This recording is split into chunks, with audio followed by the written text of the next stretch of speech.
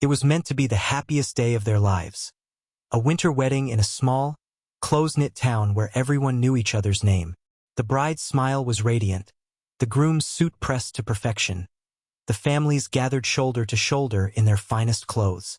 A photographer, the only one in the county, set his heavy tripod in place, his hands red from the cold. The group leaned together, some laughing, some fidgeting, others caught in the stillness of the moment. The camera shutter clicked, freezing them in time. For decades, it was nothing more than a treasured keepsake tucked in an album. But decades later, when the photograph was restored, something emerged that had not been there before. In the back row, partly obscured by shadows, stood a man no one recognized. Pale-faced, unsmiling, his gaze fixed somewhere past the camera. And somehow, no one present that day had seen him. The restoration process was meticulous. Scratches, water damage, and fading carefully lifted away until the details emerged sharper than they had in living memory. Faces once lost to the grain now stared back with clarity. The proud parents, the mischievous younger brothers, the watchful grandparents. But there, in the far corner of the image, the figure stood apart, almost blending into the darker tones behind him. His clothes looked older than the others, not by years but by decades. His jaw was set rigidly, his eyes dark and hollow. No one in the family could name him, and no guest list ever mentioned him. The photographer, long dead, had left no record of a stranger at the wedding. The more the image was studied, the more unsettling it became. It was as if the man had not merely been overlooked that day, but had stepped into the photograph from somewhere else entirely.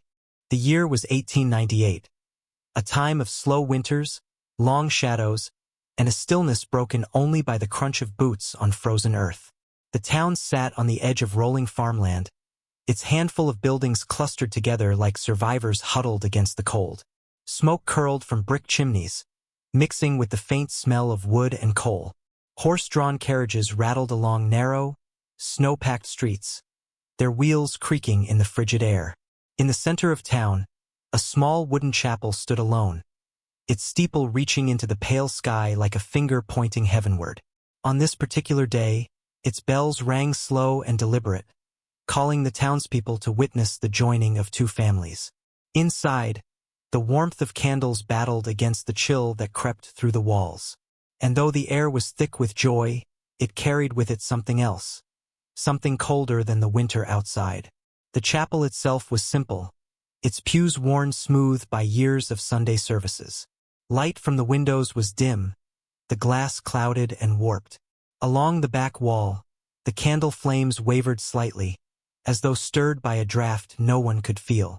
Guests arrived in clusters, stamping snow from their boots, shaking frost from their scarves. The scent of pine boughs hung in the air, decorations gathered from the woods that surrounded the town. The minister moved about quietly, his deep voice greeting familiar faces. Outside, the wind picked up, rattling the chapel doors with a hollow groan. The townsfolk, used to winter's tricks, paid it no mind. But had they looked closely toward the shadows gathering in the corners, they might have noticed a space, just large enough for someone to stand, remaining strangely empty, as though waiting to be filled. In the anteroom, the bride was surrounded by her family, their laughter soft but full of pride. Her mother adjusted the veil with deliberate care, each fold falling perfectly over the ivory lace. Her younger sister clutched the edge of the dress with both hands, as though holding on to the moment itself. In another corner, the groomsmen fixed their ties, the sound of nervous chuckles mixing with the muffled scrape of chairs in the main hall. A young man flipped open a silver pocket watch, tapping the glass before snapping it shut. Outside the frosted window, two children pressed their noses to the glass, leaving clouded patches with each breath. A fiddler tuned his instrument somewhere near the back, a low hum of strings carrying through the air. The photographer prepared his shot, adjusting the tripod, telling everyone to hold still. But in the back of the room, the same empty space lingered, unnoticed by all. When the guests gathered, their bodies filled every available inch of the small chapel, the air warm from so many voices. The minister stepped forward, The bride took her place beside the groom, and the crowd leaned in for the moment to be captured. The photographer's cloth-covered head ducked beneath the camera, his voice firm. On three, don't move. The shutter clicked. It was over in an instant, a moment that seemed perfectly ordinary. But in that single instant, the empty space in the back row was no longer empty. The figure stood there now, pale, silent, still. No one noticed him then. Not a single person turned their head. But when the photograph was developed, and years later restored, the man's presence was undeniable. He had been there, and yet, no one remembered seeing him at all. The wedding guest list was short but meaningful. Every name carefully written in the bride's neat handwriting. The first 2 rows were family. Her parents, her younger siblings, her grandparents in heavy wool coats. Behind them stood the groom's kin, his mother's thin frame wrapped in a fox stole, his father stiff in a dark frock coat, his brothers dressed in matching waistcoats. Toward the back, neighbors and friends filled in the spaces, their faces familiar to everyone in town. But in the very back row, there had been one spot deliberately left open for a relative who was traveling from another county. His arrival had been uncertain. The winter weather often delayed carriages for hours. On that day he never appeared, or at least that was what they believed. The seat was empty when the ceremony began. But in the photograph something, or someone, stood there taking his place. The absence was noted at the reception, but brushed aside as bad luck with travel. The missing relative, a distant cousin on the bride's mother's side, had been expected to arrive by train the night before. Guests joked that he had found warmer company along the way. No telegram came, no message was sent. In those days, news traveled slowly, and delays were common enough to draw little concern. But the curious thing, as the years went on, was that whenever the photograph was shown, someone would point to that back row and ask, "Isn't that him?" And each time, the family would frown and shake their heads, saying, "It can't be. He never made it." It was a contradiction no one could resolve. The man they all claimed hadn't been there, somehow was frozen forever in the picture. The photographer, Mr. Edward Harrison, was a meticulous man by nature. Known throughout the county for his precise portraits, he never allowed a detail to go unnoticed. A crooked collar, a shadow across the face, a slouching stance. All would be corrected before the shutter was pressed.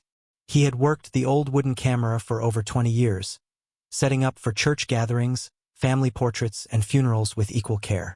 On the day of the wedding, he arrived early, testing the light, arranging the group so no face would be lost in the crowd. He remembered the nervous energy in the room, the laughter, the occasional shifting of feet on the wooden floor. Every face was familiar to him, every face except one. When questioned decades later, in the early 1920s, long after the bride and groom had passed on, Harrison was shown the restored photograph. He studied it for a long moment before speaking. His finger hovered over the image of the man in the back row. "That one," he said, his voice quieter than before, "was not there when I took the picture." Those present at the conversation recalled the old man's sudden change of demeanor. He pushed the photograph away, muttering that he remembered each person clearly. He claimed he could still hear the creak of the floorboards under their shoes, see the way the candlelight glinted on their hair. But that man, that face was not in the chapel when the shutter fell. His insistence never wavered until his death. The clothing in the photograph was typical for a wedding of 1898. The bride wore a gown of ivory silk, trimmed with lace and seed pearls, her veil draping down past her waist. The groom's suit was dark and fitted, his shirt stiffly starched. Women in the crowd wore high-necked bodices and full skirts, their hair pinned up with combs or hats adorned with feathers. The men wore frock coats, waistcoats, and neatly knotted cravats. But the stranger's attire was different. His jacket was cut shorter, the lapels wider, a style that had been popular 30 years earlier. His shirt was plain, without the pressed stiffness of the others, and the tie at his neck hung loosely, almost carelessly. There was something about his posture that unsettled those who studied the picture. Where the others leaned slightly toward the center, following the photographer's instructions, The stranger stood perfectly straight, as if he had been placed there like a statue. His arms hung stiffly at his sides, his hands hidden just out of frame. The angle of his shoulders, the stillness of his stance, seemed unnatural among the lively group. His gaze was the most peculiar, not looking at the lens, nor at the people around him, but off into the distance, as though watching something beyond the moment. His face bore no smile, no trace of warmth. It was almost as if he belonged to another century entirely, as though he had stepped forward in time, pausing only long enough to be captured on glass and silver before fading back into whatever shadow he had come from. The mismatched clothing, the rigid stance, the hollow gaze, they all pointed to the same uneasy conclusion. The stranger was not part of the day, not part of the town, and perhaps not even part of the living world. Those who looked too long at his image claimed the expression in his eyes would change, subtly, almost imperceptibly, from blank to something else, something watchful, something aware. It was in the summer of 1974 when the photograph resurfaced, buried deep in the attic of the old family home. The great-granddaughter of the bride was sorting through a cedar trunk filled with brittle letters, cracked leather albums, and rusted trinkets. At the very bottom, wrapped in yellowing tissue paper, she found the wedding portrait, warped by water damage, its edges curled and crumbling. Much of the image was faded into a pale blur, the details swallowed by time. Curious, she took it to a local photography shop for restoration, eager to see her ancestors' faces as they once were. Over the following weeks, the faded outlines sharpened, the colors deepened, and the figures emerged from the ghostly haze. But as the restoration neared completion, one figure in the very back began to stand out, sharper, more defined than she expected. The man's face, once lost in shadow, now stared out with unnerving clarity. His eyes, dark and deep-set, seemed to fix on a point just past the viewer. The rest of the group looked warm and alive, caught in a moment of celebration, but he looked still, detached, as though merely borrowing the scene around him. The great-granddaughter had never seen this face in any other family photograph, nor heard any stories that matched him. At first, she assumed he must be a neighbor or friend long forgotten. But when she showed the restored print to the older relatives, the room fell silent. Some exchanged glances, others refused to look again. Finally, her grandmother spoke in a voice just above a whisper. "That man, he died before the wedding took place." The older members of the family were reluctant to speak openly about the man. They called him Thomas, and in hushed tones, they claimed he had been the bride's older brother. He had died in his 20s, years before she was married, and the loss had weighed heavily on the family. There had been no portrait of him taken in life, at least none that survived, making it all the more puzzling how his likeness appeared so perfectly in the wedding photograph. One relative recalled her mother saying she had seen Thomas that day, standing outside the chapel in the snow, watching through the window. She assumed it was a dream or a trick of the light, until she saw the photograph years later. The possibility was chilling. If it was truly Thomas in the photograph, then what or who lay buried in his grave? Some whispered about mistaken identity, others about death not being as final as it seemed. The great-granddaughter began to dig deeper, searching for any proof of her ancestor's appearance. But the more she searched, the more elusive the answers became. No family album held another image of him, no written description matched exactly. And yet, the resemblance to the few verbal accounts she found was uncanny. The narrator's voice drops low. If it was him, then who took his place in the cemetery that night? Driven by the mystery, she visited the local library, combing through archives of yellowed newspapers and brittle town records. It was there she found the first definitive clue, an obituary dated February 1895, 3 years before the wedding. The article reported Thomas's sudden and unusual death. He had been found deep in the woods behind the family's home, his expression fixed in what one witness described as a look of great shock, as though he had seen something unnatural. No cause of death was ever determined.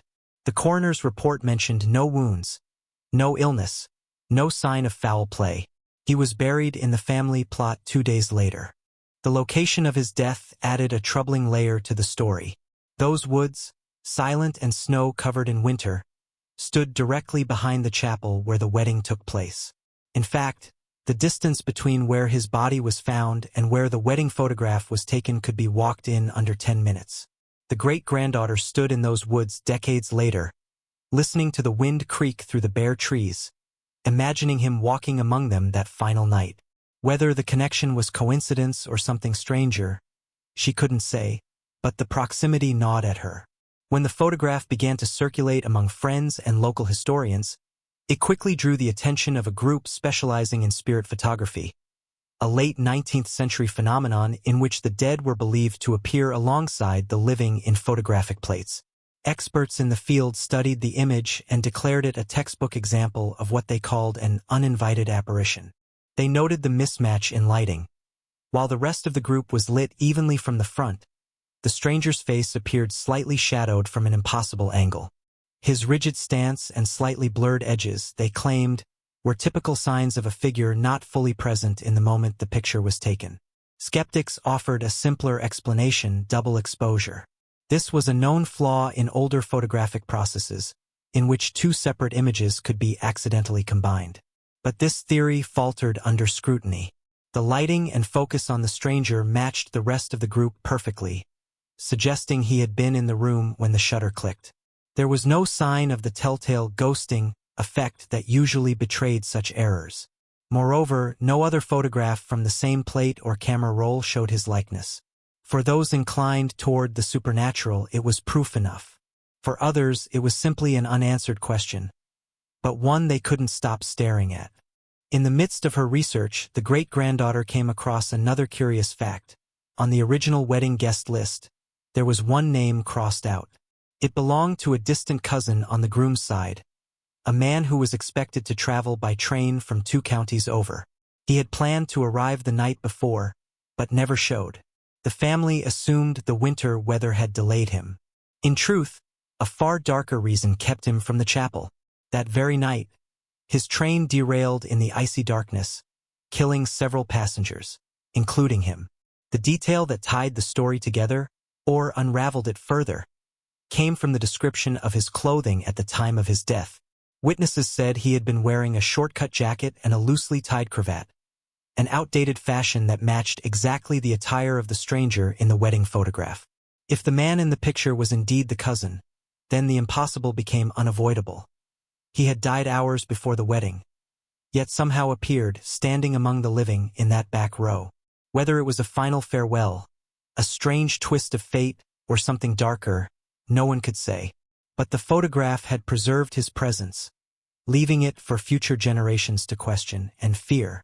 Old town records reveal that the wedding chapel had been built on the foundations of an even older structure, a small 1830s meeting hall, abandoned after a fire. Locals believed the ground itself was unsettled, and that certain faces appeared in photographs taken there. The minister at the time of the wedding had once mentioned in a sermon that not all who gather here are of the living. In the restored photograph, the stranger's feet seemed to fade into the shadow between floorboards, as though not entirely anchored to the scene. Light bends oddly around him, while those nearest to his position appear slightly blurred. In the photo's corner, a faint reflection in a polished wooden column seems to show his face turned, though his head in the main image is facing forward. No one could explain how 2 angles of the same man existed in a single print. When Mr. Harrison died in 1912, his belongings were auctioned. Among the crates, a sealed wooden box labeled "Private" was sold to a collector and forgotten for decades. Inside were several glass negatives, including one from the 1898 wedding, but this version showed the stranger more clearly than any known print. His eyes were unmistakably pale, almost glassy, and he seemed to be looking directly at the lens, unlike the rest of the guests. On the reverse of the plate, etched faintly into the glass, were the words, "He should not be here." Experts who examined the negative later claimed the etching's depth suggested it was done in a moment of shaking hands, as though carved in fear. The collector who owned it refused to keep it in his home, saying he would sometimes wake at night and feel someone standing at the foot of the bed. In a dimly lit archival room, 2 photographs are placed side by side, one of the stranger from the restored wedding portrait, and one of the dead cousin's only known portrait. The similarities are undeniable. The shape of the jaw, the curve of the ears, the faint scar above the eyebrow. Even the subtle tilt of the head is identical, as though the same man posed for both. A forensic expert runs the comparison through modern recognition software. The result: a 95% match. The room falls silent. The data leaves no room for error. This is the man who died the night before the wedding. Narration cuts in, which means someone who died the night before was standing in that chapel the next day. The idea settles like ice in the viewer's chest. Reality and impossibility now sit in the same frame. When Mr. Harrison's belongings were donated to the local museum, an old leather-bound notebook was discovered tucked inside a false compartment of his camera case. Its pages were yellowed and brittle, but one stood out: a charcoal sketch of the stranger in the back row. The date written at the top was 1 week before the wedding. No such photograph existed at that time. Below the sketch, Harrison had scrawled in uneven handwriting, "He kept appearing in my dreams, standing there, silent." The note hinted at something deeper, that Harrison may have seen this man long before the wedding day. As curators examined the rest of the notebook, they found other drawings, always the same face, always in the same place, behind a group staring. It was as if Harrison had been haunted long before the shutter clicked. The bride's personal diary was uncovered generations later in the attic of her family's farmhouse. Written in graceful Victorian script, her words carry a quiet terror. One entry, dated 2 nights before the wedding, reads, "I saw him again last night. He was in the crowd, but no one else noticed." She describes feeling a cold breeze in the parlor, though the windows were shut tight. On the morning of the wedding, she writes of a shadow in the hallway, moving against the light. In another line, almost an afterthought, she admits, "I dreamt he was smiling." Family members who read these entries decades later swore her handwriting grew shakier in those final pages, as if she'd been writing through fear. The restored wedding photo fades in once more.